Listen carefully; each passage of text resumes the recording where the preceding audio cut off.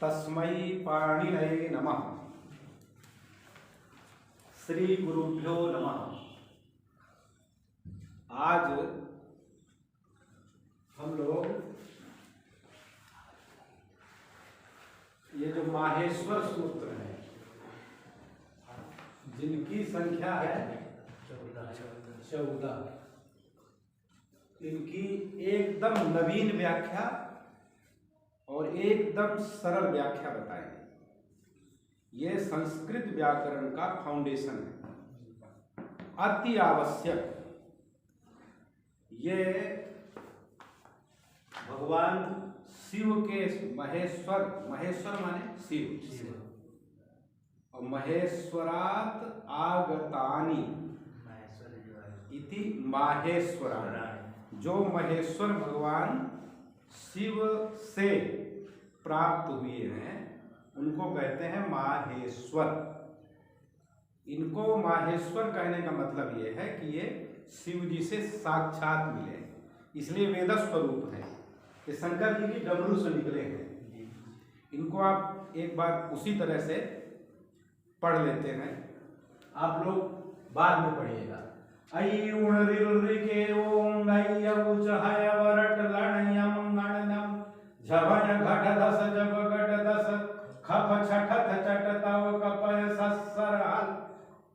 वो भगवान शिव ने अपनी डमरू बजाई, और डमरू बजाने में ये निकले। ये हमारा अल्फाबेट है, वर्णमाला। संपूर्ण संस्कृत व्याकरण का ये मूल आधार है। ये अयूण ऋवृक, ये जो 14 सूत्र हैं, ये पूरे संस्कृत व्याकरण के मूल हैं। इनको समझने के बाद आगे का सब कुछ एकदम सरल हो जाता है।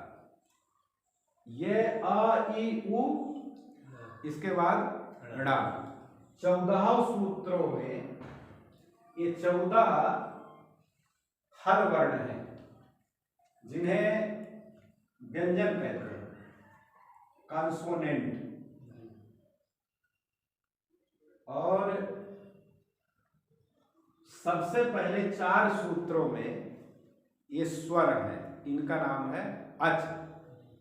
ये जितने भी अंत में ण, क, ङ, च, ट, ण, म, ये सभी ये कहीं गृहीत नहीं होते हैं, मतलब इनका किसी भी प्रत्याहार में ग्रहण नहीं होता है। ये जो ण, क, ङ इत्यादि 14 सूत्रों में अंतिम वर्ण है, ये केवल प्रत्याहारों के लिए हैं। ये सभी 14 अक्षर जो अंत में लिखे हैं, इनसे प्रत्याहार बनते हैं। तो ये सबसे पहले हम बता देते हैं कि ये जो 4 सूत्र हुए यहां तक, इनमें अंतिम को छोड़ देना है, और ये अ ई उ ऋ ऋ ए ओ ऐ औ कितने हो गए गिनिए। 1 2 3 4 5 6 7 8 ये कितने हो गए 9। ये शुरू का अक्षर यहाँ कौन सा है आ, और अंत में है च। तो ये कौन प्रत्याहार बना अच प्रत्याहार में कितने अक्षर आए 9। इन्हीं का नाम है स्वर। इनको स्वर भी कहते हैं, और ये प्रत्याहार है। अच प्रत्याहार के अंतर्गत ये 9 अक्षर आ गए। केवल इतने ही अक्षर हैं, और इसके बाद ये हय वर ट। तो ये हा, इसमें एक ऐसा अक्षर है जो 2 जगह पड़ा हुआ है। एक ये 5वें सूत्र में है, और एक ये 14वें सूत्र में है। ये 5वें नंबर का सूत्र कौन? हा या वर ट।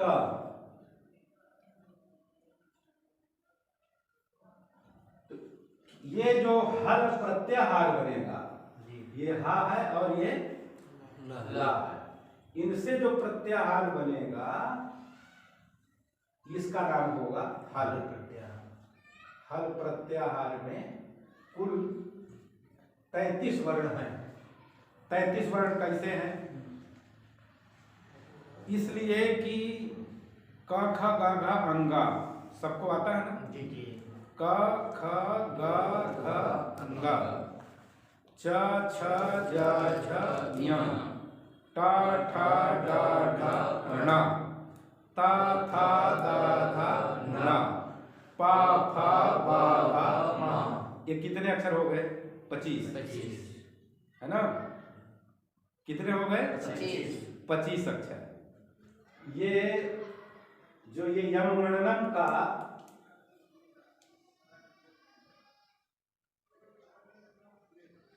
माँ है वहां से लेके यहां तक के ये जो अक्षर हैं इनकी गिनती है 25। 25 अक्षर हैं। तो ये या प्रत्याहार ये इसको देखो हल में तो ये 33 आ गए, ये 25 आ गए। गिन लो, कैसे गिन ले भैया? यम न 5 हुए और ये 5 द्वि 7 3 5 15 16 17 18 19 20 21 22 23 24 25 एकदम गणित है ये। का वर्ग में 5 अक्षर, क ख ग घ अंगा। च वर्ग में 5 कितने हुए? 10। ट वर्ग में कितने हुए? त वर्ग में कितने हुए? और प वर्ग में कितने हो गए? ये 25 की होती है स्पर्श संज्ञा। स्पर्श इनकी ये 25 कौन संज्ञा होती है? स्पर्श संज्ञा। और ये जो है हा को छोड़ के यहां तक 1 2 3 4 इनका नाम है अंतस्थ। इनका क्या नाम है? अंतस्थ। ये इनकी संज्ञा है अंतस्थ। ये अंतस्थ हो गए। और ये जो हा है वो यहां है, तो ये भी 4 अक्षर हो गए। तीनों शा और ये हा अंतिम अक्षर को लिए नहीं जाते हैं। इनका नाम है ऊष्मा। ऊष्म संज्ञा है इनकी। ऊष्म, समझ गए? तो ये जो वर्ण है हल में कितने हो गए? 33 और अच में 9। 33 और 9 42। ये 42 प्रत्याहार भी बनते हैं। पाणिनि जी के सूत्रों में कितने प्रत्याहार बनते हैं? 42। बात हो गई। कितने प्रत्याहार बने? 42। 29 ना जोड़ दिए तो कितने हुए? 42। 42 ये क्या चीज है? प्रत्याहार। प्रत्याहार 42 प्रत्याहार बनते हैं। 42 अक्षर हैं, है ना। और ये हा यहां भी पढ़ा है और यहां भी पढ़ा। तो इसमें केवल जो हैवरट का हा है उसका प्रत्याहार में ग्रहण करने के लिए है, और अट असहस अण 4 प्रत्याहारों में इसका प्रयोजन बताया गया है। तो इनकी जानकारी बहुत अच्छे ढंग से करनी चाहिए। ये माहेश्वर सूत्र है, शिव जी के डमरू से निकले हैं। शिव जी के डमरू से साक्षात निकले हैं।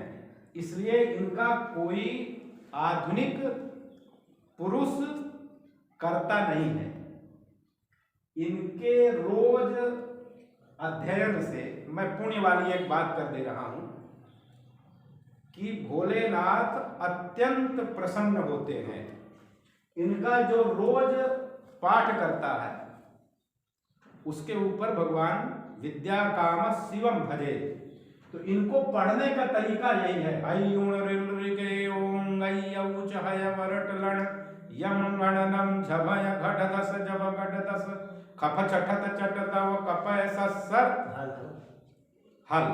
ये चतुर्दश सूत्र हो गए। और जितने भी व्याकरण शास्त्र में सूत्र बने हैं वो सब इन्हीं माहेश्वर सूत्रों के आधार पर बने हैं। अब इसमें हम एक बात और बता देते हैं, यहां वर्णों के उच्चारण में प्रयत्न करना पड़ता है। क्या करना पड़ता है? यत्न। वो यत्न दो तरह का बताया गया है, एक आभ्यंतर प्रयत्न और एक बाह्य प्रयत्न। तो ये हम आभ्यंतर और बाह्य दोनों प्रयत्नों की चर्चा करेंगे, लेकिन उसमें ये जो प्रत्याहार बनते हैं ना, ये प्रत्याहार मुख्य रूप से 42 हैं। कितने हैं? मुख्य रूप से नहीं, कुल इतने ही हैं। इनके अलावा और भी प्रत्याहार हैं, उनकी हम चर्चा जब और आगे पढ़ाएंगे तब बताएंगे। तो अभी ये जो है सरल की नहीं जी, एकदम ये इसको अब याद करने की उस तरह की जरूरत नहीं है। आ ई उ ऋ ए ओ ऐ, इनमें 4 अनुबंध हैं, इत संज्ञक है। इत संज्ञा का मतलब है लोप। जहां इत संज्ञा हुई तहां इनका लोप हो गया। तो मूलतः आ ई उ ऋ ए ओ ऐ। इसके बाद ये हा है और ये अंतस्थ संज्ञक 4 वर्ण है, या व र ला। ये बात हो गई। अब जिसको काखा काखा आता है वो इनको बिना रटे याद कर सकता है, हम उसको बताते हैं।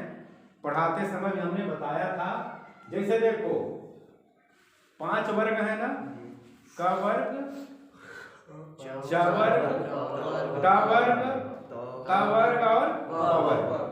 तो इन सबके ये पंचम वर्ण एक साथ पढ़े गए। पंचम माने 5वें। जैसे पहले इन्होंने च वर्ग में लिया, तो च वर्ग का अंतिम अक्षर क्या है? या।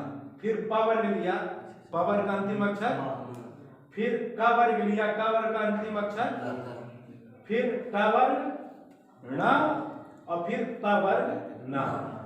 सबसे पहले इन्होंने अंतिम वर्णों को, वर्ग के जो पंचम वर्ण है उनका ग्रहण किया। यम ण नम।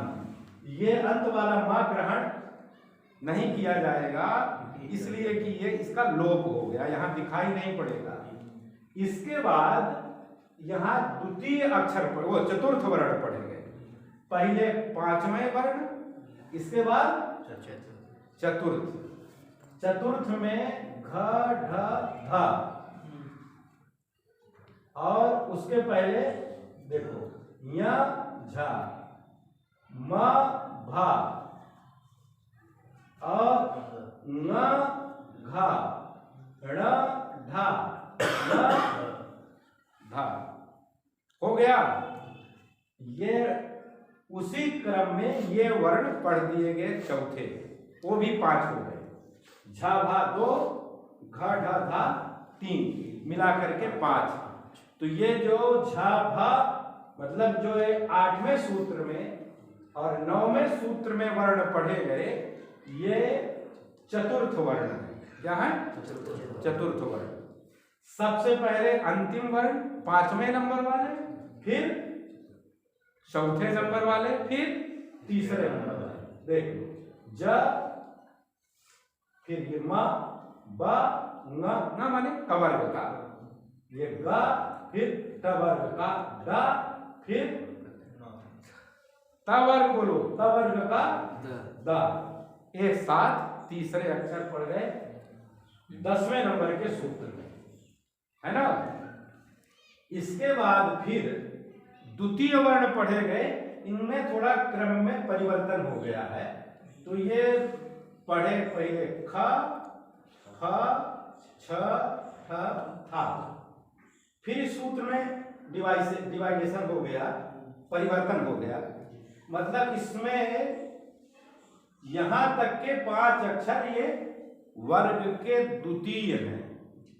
ख फ छ ठ था, ये वर्ग के 5 द्वितीय। इसके बाद अब रह गया पहला, तो 3 इसमें आ गए और 2 इसमें आ गए। च ट त 11वें नंबर के सूत्र में, तो मतलब इसमें कुल मिला के 8 अक्षर हैं। 11वें वाले सूत्र में कितने हो गए? 8। कैसे? द्वितीय वर्ण सभी 5 वर्णों के, 5 वर्गों के द्वितीय वर्ण जो है, द्वितीय अक्षर वो एक साथ, इसमें फिर दोनों एक, मतलब इसके भी आगे प्रथम वर्ण का प्रथम वर्ण भी आ गए। चटता ये 11वें में और 12वें में प्रथम वर्ण ही 2 और आगे का प, तो इनकी संख्या हो गई 25, है ना? कितनी संख्या हो गई? 25। 5 5 10 5 15 5 20 3 23 2 ये 25 वर्ण आ गए। और इसके बाद ये शल प्रत्याहार बनता है। ये श से लेके इस ला तक कौन प्रत्याहार बना? इस ला से 6 प्रत्याहार बनते हैं। इस ला से कितने प्रत्याहार बनते हैं? 6 प्रत्याहार। प्रत्याहार निरूपण में इसको हम और भी खूब बढ़िया बता देंगे। तो ये 9 हो गए, ये 25 हो गए, ये 25 हो गए ना, और ये 4 और ये 5, 25 9 33 9, अच्छा 8 आएंगे नहीं, ये या व रा ला, ये 4 हो गए, और ये हो गए 4, तो 4 4 8 और 25 और 8, ये हो गए 33 वर्ण, और ये हो गए 9 वर्ण। तो 25 33 और 9 कितना हो गया? 42। ये हमारे प्रत्याहार बन गए, जिनका प्रयोग पाणिनि जी ने अपने सूत्रों में 3996 सूत्र। पाणिनि जी के कुल कितने सूत्र हैं? 3996, और उन्हीं से पूरा व्याकरण बना। तो इसको ज्यादा याद करने की जरूरत नहीं है, ध्यान देना है।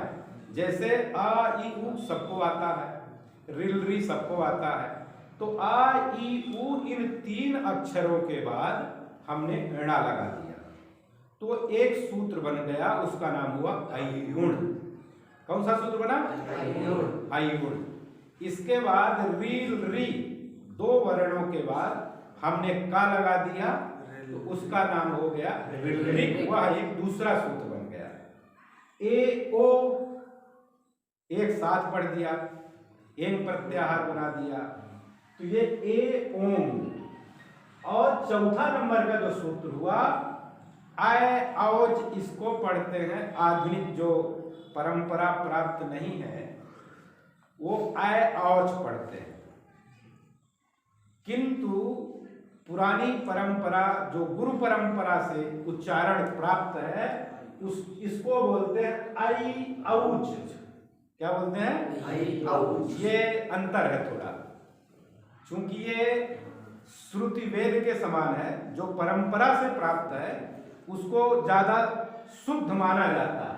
तो चाहे तुम आय आवच बोलो भैया, और वस्तुतः ये शुद्ध है आई औज। 4 सूत्रों में अच प्रत्याहार बता दिए गए, इनमें अंत में ण का न चा, इतना हम समझ गए। इसके बाद जो व्यंजन वर्ण आते हैं, पंचम अक्षर एक साथ आ गए, यम गण न, और उसके बाद मां लगा दिए, 1 से 7वें नंबर का सूत्र बन गया यम गण नम। समझिए ज्यादा, ये एकदम शुद्ध विज्ञान है और गणित है और अति सरल है। केवल इसको ये प्रचारित कर दिया गया कि ये कठिन है व्याकरण शास्त्र। पाणिनि व्याकरण से सरल और कोई व्याकरण और व्यवस्थित है ही नहीं है, किसी भी भाषा में नहीं है। तो ये पांचवें वर्ण एक साथ, यह वर्ण ना, फिर यहाँ मां लगा दिए हैं, फिर ये झ भा दुई अक्षर केवल इसमें पढ़ करके अंत में लिख दिए या। तो ये झ भा या एक सूत्र बन गया 8वें नंबर का। फिर चतुर्थ वर्ण ही यहां 3 है, क्योंकि 2 इसमें पढ़ दिए गए, झ भा ये 2 आ गए 8वें में, और 5 है, कुल 5 ही अक्षर ना है, क वर्ग, च वर्ग, ट वर्ग, त वर्ग और प वर्ग। इसको समझने में किसी को कोई असुविधा नहीं होती। क वर्ग, च वर्ग, ट वर्ग, त वर्ग, प वर्ग को समझने में कोई असुविधा नहीं है। तो ये झा भा 2 हो गए और 3 और बचे, तो ये घा ढा धा मिला करके ये 5 पढ़ दिए गए। 2 आ गए 8वें नंबर में और 3 आ गए 9वें नंबर में, और ये एक सूत्र बन गया झट प्रत्याहार। समझ गए? झट प्रत्याहार ये हो गया। और इसके बाद में जो 10वें नंबर का सूत्र आया, उसमें तीसरे वर्ण एक साथ पढ़ दिए गए। इसमें केवल 5 अक्षर ही हैं। कौन कौन? ज ब ग ड द। ये हो गया तीनों, ये 5 पढ़ करके 10वें नंबर वाले में, और अंत में शा लगा दिए, तो ये सूत्र बन गया पूरा ज ब ग ड 10। शा अंत में जब लगा दिए, तालव्य शा, ये तालव्य शा है, तो ये ज ब ग ड 10।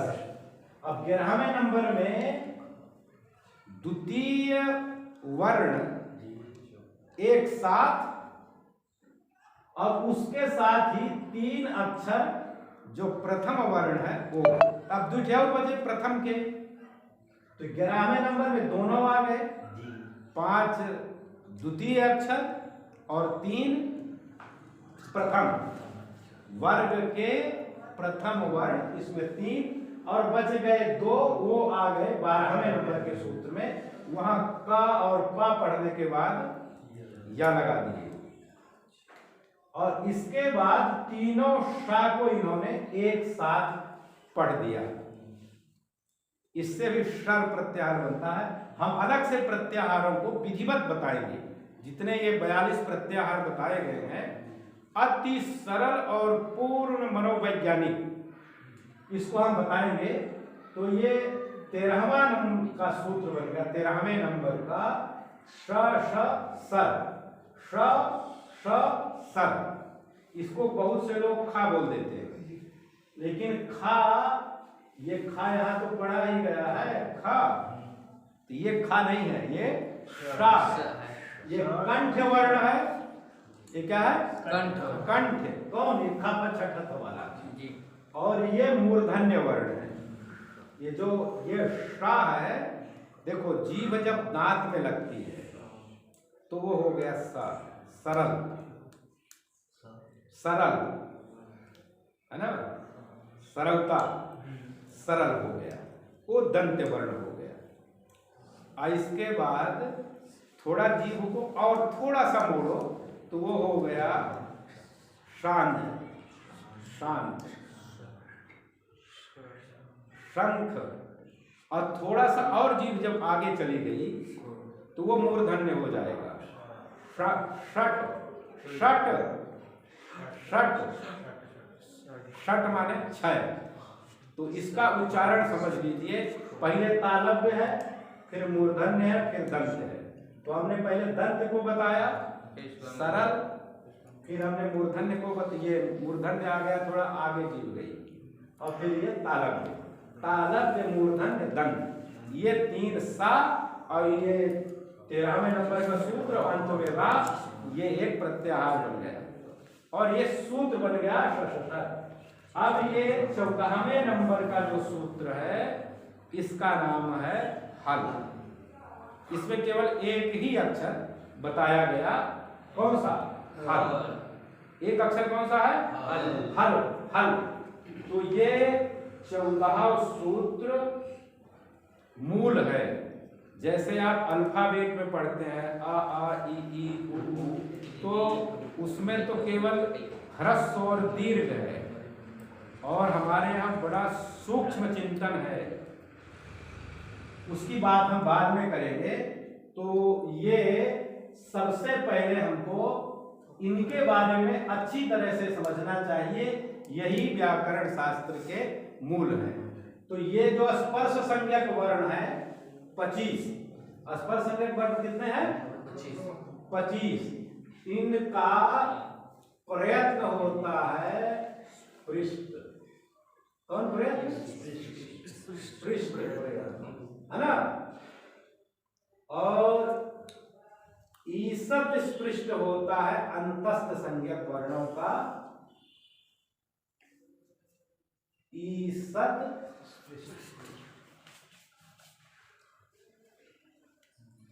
ये केवल स्पृष्ट हो गया, स्पृष्ट, और ये ईसत स्पृष्ट, ईसत ये। और ये जो ऊष्मा संज्ञक वर्ण है इनका होता है ईसद विपरीत, ईसद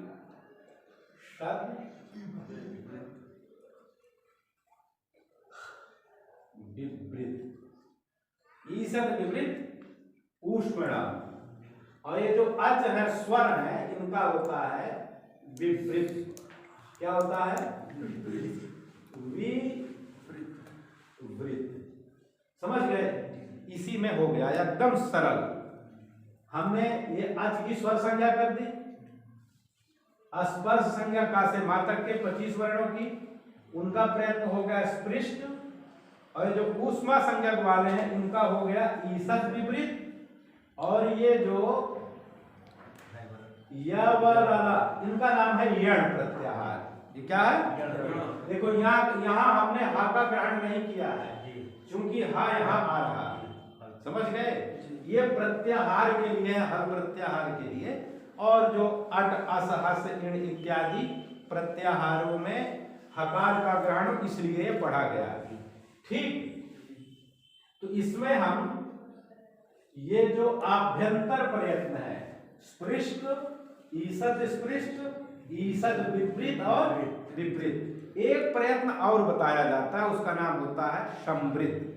तो वहां लिखा हुआ कि जहां ह्रस्व आवरण का प्रयोग होता है वहां पर होता है समृद्ध। क्या होता है? समृद्ध। किंतु वह भी साधनिकावस्था में कोई कार्य करने में विपरीत हो जाता है। समझ गए? ये जो आ है इसका केवल क्या हुआ? समृद्ध। समृद्ध, ये समृद्ध। तो कितने हो गए? आभ्यंतर प्रयत्न कितने हो गए? एक,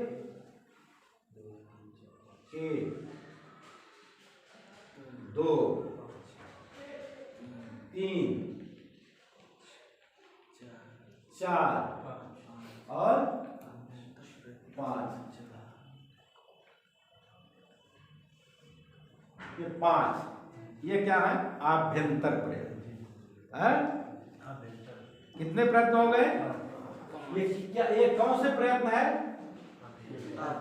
आभ्यंतर।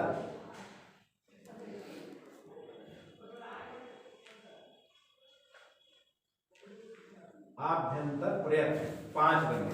आभ्यंतर प्रयत्न का मतलब यह है कि इसकी शुद्ध वैज्ञानिकता को थोड़ा आप लोग ध्यान दें तो समझ में आ जाएगा। हम वर्णों का उच्चारण करते हैं, उच्चारण स्थान है, इनको हम अभी बाद में बताएंगे। अकुह विसर्जनीया नाम, ये शुद्ध विज्ञान है। और ये इन वर्णों के उच्चारण में जो हम प्रयास करते हैं, ट्राई करते हैं, उच्चारण में जो हमें कोशिश करनी पड़ती है, वो हम पहले ही बताए कि वो दो तरह की है। वो कोशिश, यत्न दो तरह का, एक आभ्यंतर माने अंदर, भीतर, इन, और एक बाह्य। बाह्य का मतलब क्या है? आउट। तो आउट माने मुख के बाहर, ये मतलब नहीं है। ये देखो, ये ओष्ठ है ना, और इसको कहते हैं काकलक। ये जो ठुंडी है, यहां से लेके यहां तक वर्णों के उच्चारण में जो हमें प्रयास करना पड़ता है, यत्न करना पड़ता है, उसी का नाम है आभ्यंतर प्रयत्न। और यहां से ले नाभि तक, ये मुख के बाहर है। यहां से नाभि से लेके काकलक तक जो हमें यत्न करना पड़ता है, उसका नाम है बाह्य प्रयत्न। बाह्य प्रयत्न 11 तरह का होता है। विवाह, श्वास घोष, संवार नाद घोष, और वो उदात्त, अनुदात्त, स्वरित, महाप्राण, अल्पप्राण, वो मिला करके होते हैं 11, है ना। तो उदात्त, अनुदात्त, स्वरित, ये 3 केवल अच में ही होते हैं। उदात्त, अनुदात्त और स्वरित केवल अच में ही होते हैं, हल में नहीं होते हैं। और जो संवारनाद घोष, संवारनाद घोष, विवाह, श्वास, अघोष, ये जोड़ा हो गया, तो 3 3 6 और 3 उदात्त, अनुदात्त, स्वरित 9, अल्प प्राण और मिला के 11। ये बाह्य प्रयत्न है। ये बाह्य प्रयत्न ये नाभि से लेके यहाँ तक होता है। वर्ण पहले यहीं से, जब हम कुछ बोलना चाहते हैं तो महर्षि पाणिनि ने पाणिनि शिक्षा में लिखा है, नाभि प्रदेशात प्रेरितो वायु। यहाँ से वो हवा उठती है। कहाँ से? इसलिए कोई जब बहुत चिल्लाने लगता है ना, तो उसके नाभि में दर्द होने लगता है। तो वो नाभि से शुरू हुआ और वो वर्ण आ जाता है मूर्धा में, मस्तक में, और फिर वहां से आके कंठ में पहुंचा। और कंठ में जिस वर्ण का जो उच्चारण स्थान है, वहां जिह्वा का स्पर्श हुआ और इसके बाद वो मुख से बाहर निकला, वर्ण की उत्पत्ति हुई। तो जहां जिह्वा का स्पर्श होता है, उनका नाम है स्पर्श। उनकी संज्ञा क्या होती है? स्पर्श। और प्रयत्न हो जाएगा स्पृष्ट प्रयत्न। ये 25 अक्षर समझ गए? क्या हो गए? 25 अक्षर, जिनका स्पृष्ट प्रयत्न है। कितने का हो गया? 25 का। ये आप गिन के बता दिए थे ना, ये 25 अक्षर है ना। और ईसत स्पृष्ट प्रयत्न होता है यड़ प्रत्याहार का, माने य व र ला। ईसत माने थोड़ा। ईसत का अर्थ क्या है? थोड़ा। जहां वर्ण के उच्चारण में जिह्वा का उन स्थानों में थोड़ा स्पर्श होता है, उन वर्णों का ईसत स्पृष्ट आभ्यंतर प्रयत्न होता है। समझ गए? और ये जो तीनों सा और हा है, इनमें ये विपरीत माने खुल जाना। छिद्र जो है कंठ का, जो छिद्र है हमारे, वो जब थोड़ा खुले तो उसका नाम होता है ईसद विपरीत। क्या होता है? ईसद विपरीत। और जब पूरा खुल जाता है तो वो होता है विपरीत। क्या लिखा है? विपरीत। समझ गए? और इसको भी बना दिए। एक बात हम और बता दें, कठिन न लगे वो, महाभाष्यकार महर्षि पतंजलि ने तो 7 अभ्यंतर प्रयत्न बताए हैं। वो विपरीत तर और विपरीत तम, ये 2 प्रयत्न उन्होंने और जोड़ा है जो यहाँ प्रासंगिक नहीं है, ज्ञान के लिए हमने बता दिया। हम तो केवल सरलता से ये जो माहेश्वर सूत्र हुए 14 जो भगवान शिव की डमरू से निकले, इसलिए इनको कहा गया है शिव सूत्र जालम। इनको क्या कहा गया? वृत्तावसाने नटराज राजो ननाद ढक्का नव पंचवारम उद्धर्तु काम सनकादि सिद्धान एतत् विमर्शे शिव सूत्र। तो ये शिव सूत्र हैं, महेश्वर सूत्र हैं और महेश्वर से प्राप्त हुए, इसलिए इनका नाम है माहेश्वर सूत्र। इनको कायदे से आप लोग इस वीडियो को देख के और खूब बढ़िया पढ़िए। हमारा उसमें नंबर भी रहेगा, जिसको जो हमारे छात्र हैं वो तो हमसे कभी भी पूछें, जो वीडियो देख के इसको सीखना चाहें वो हमसे किसी बात को निसंकोच समयानुसार पूछ भी सकते हैं। जयतु भारतम जयतु संस्कृतम।